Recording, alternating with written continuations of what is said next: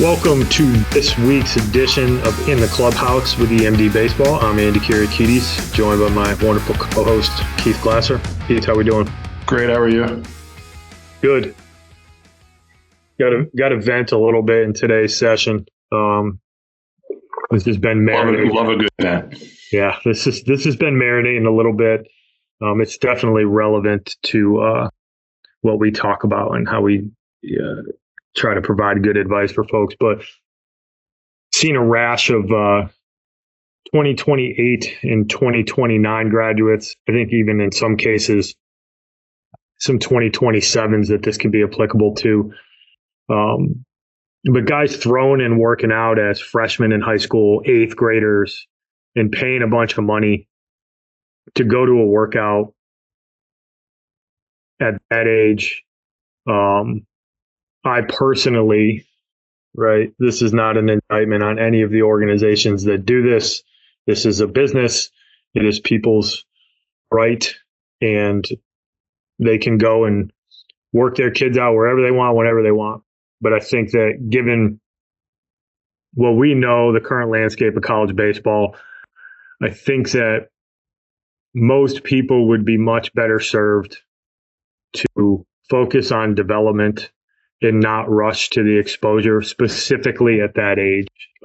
There's no college coach in the country who cares how hard you throw a ball as an eighth grader anymore. The days of guys early committing, and at least the way the rules stand now, it's not a thing. Coaches are, even the best programs in the country aren't doing more than just identifying guys that are in the 2027 class. So I think it's rather premature to spend money, especially for Northeast kids, to throw the last week of January, the first week of February, when you're not going to play a meaningful game for another 6 or 8 weeks. We've talked about the health implications of that, but I think it's a rush. I think it's people scrambling to try to get exposure and not understanding that at this point, even if you go and put up good numbers there, the most that anybody will do is circle back to you in 18 months. And I just think it's a little bit premature and a little bit disappointing to see 2028 and 2029 graduates who are eighth graders who haven't even played an inning of high school baseball spending money to go and throw a ball on somewhere. And some of these events are not cheap. So I have some issues with it. I think that people need to strongly consider what they're doing and why they're doing it when it comes to stuff like that. And my personal stance is that there's a lot of 2027s that I'm seeing video of being 75 to 78, 77 to 79, 79 to 82. And that's just not going to move the needle relative to the recruiting timeline right now. And I think you can get those numbers without having to pay for them and not rushing to go and showcase yourself. I have my issues with it. So I wanted to take a couple minutes here to kind of shed some light on that. But I'll kick it over to you for a few of your thoughts on this particular topic.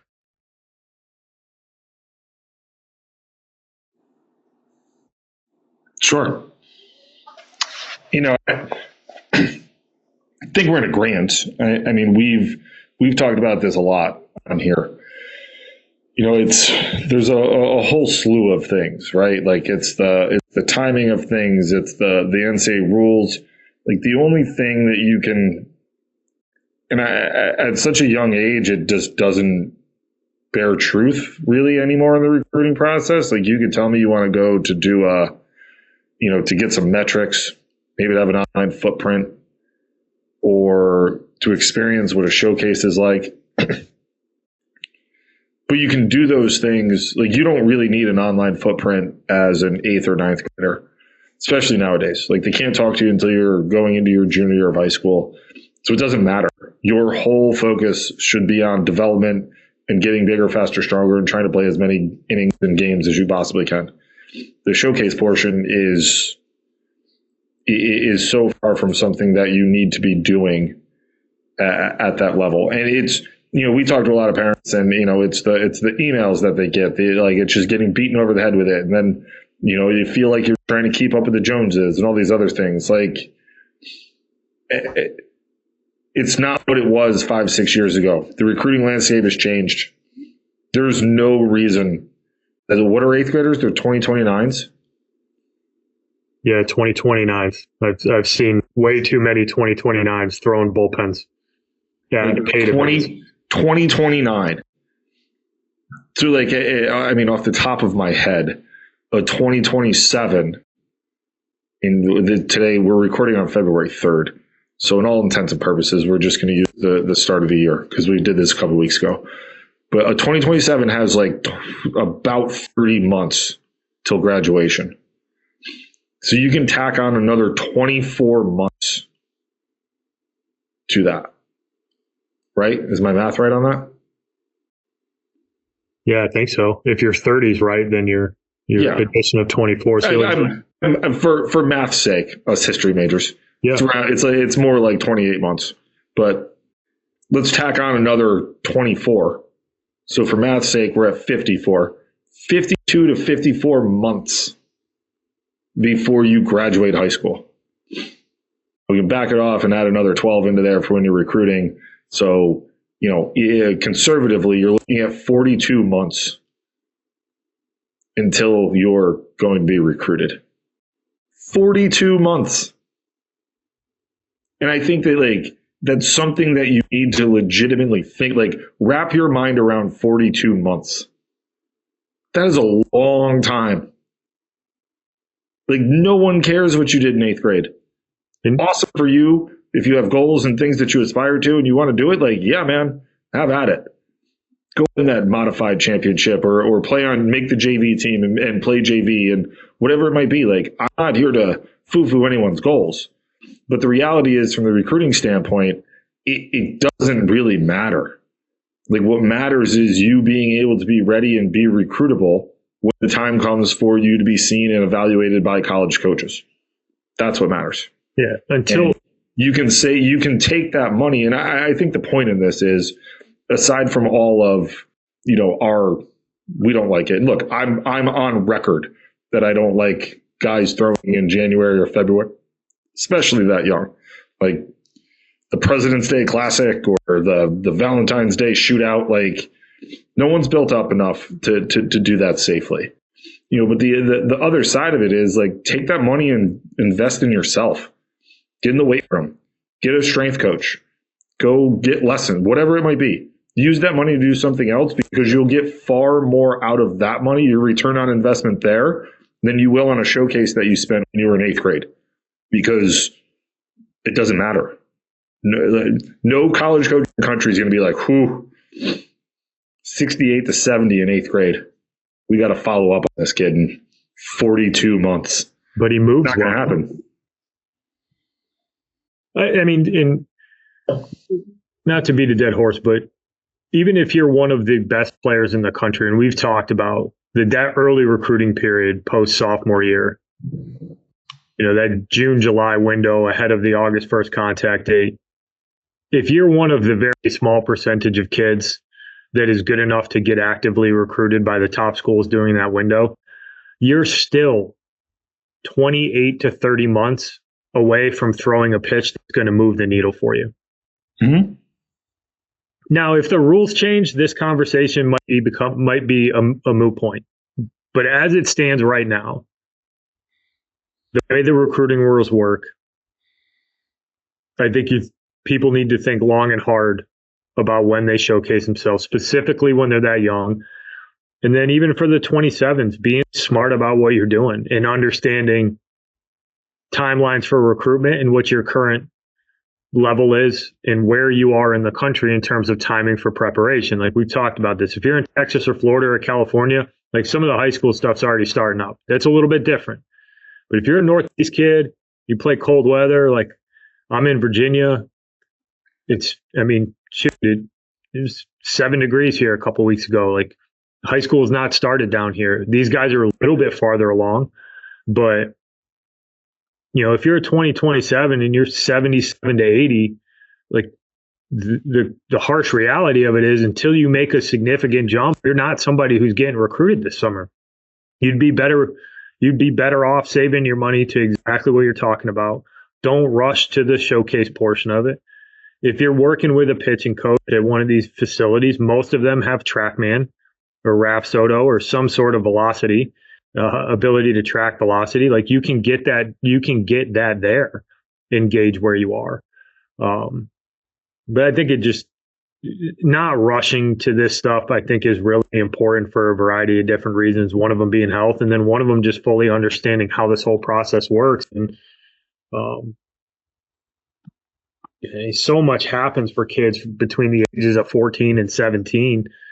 I mean, there's 2026s who weren't getting recruited at all, who are going to pop up this spring, who are going to get Division I offers left and right because they got a lot better. So putting pressure on a kid, having him perform in one of those situations, I have a hard time finding many reasons that justify it.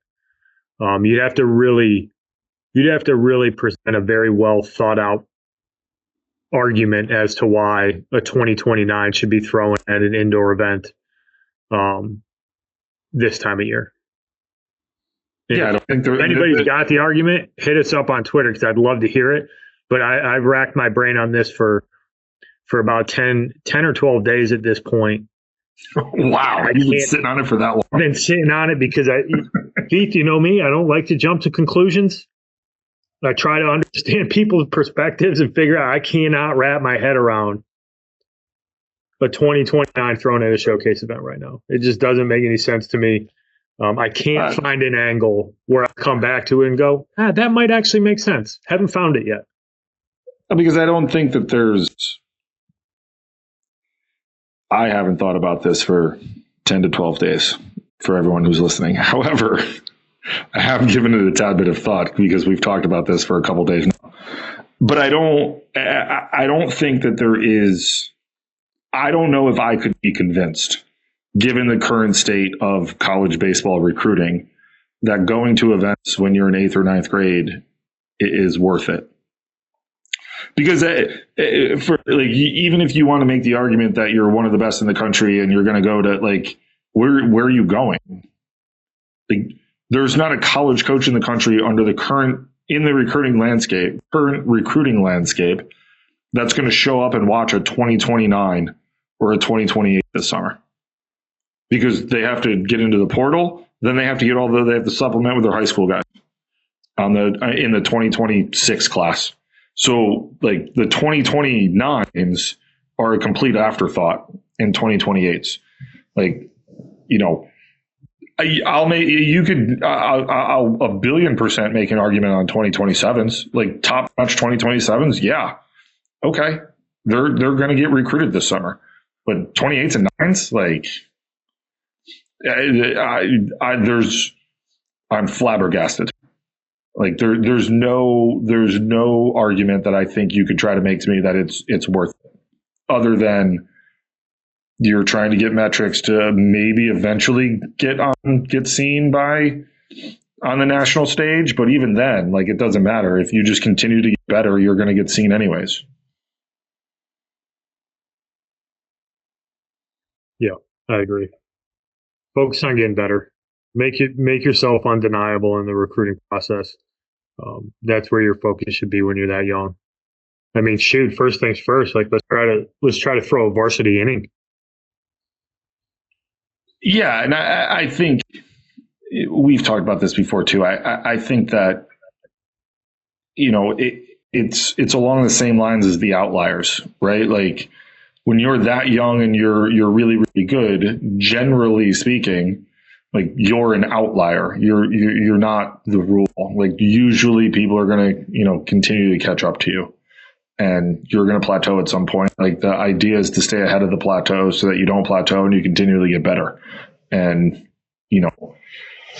doing this at showcases and things of that nature, I just don't necessarily think are the best. If you want the showcase experience, go to a school camp that you're interested in from a school standpoint. go spend $200 there instead of $500 at a showcase. Not to foo-foo the showcases. Those guys got to make a living too. This is a business. I get it. But understand where you are in the grand scheme of things from the recruiting landscape standpoint. Well said. Anything else you want to add to this controversial topic? I can't believe you've been sitting on this for 12 days. I've been sitting on it. It has been marinating. That's a long time for you. We would have cut this a little bit earlier, but good for you. I'm glad you waited. I'm glad you were able to work it out, and we can release this to the world and then move on with our lives. And unless someone's going to DM us on Twitter or Instagram and give us an argument. We'll have you on the pod if you can present a really good argument. All right. Well, thank you everybody for listening this week. We'll come back. Maybe it'll be something new for me to stew over in the next 10 days. Thank you for listening this week. If you're watching on YouTube, go ahead and hit that subscribe button and smash that like button for us. Check us out on Apple Podcasts, Google Podcasts, as well as Spotify. You can follow us on Twitter and Instagram at EMD Baseball. If you want to find out what me and Keith do to help families and players navigate the recruiting process, go ahead and check us out on emdbaseball.com. Take a few minutes to check out our new online academy. I promise you'll get some good information out of that. Thanks again for listening. Check in with you next week.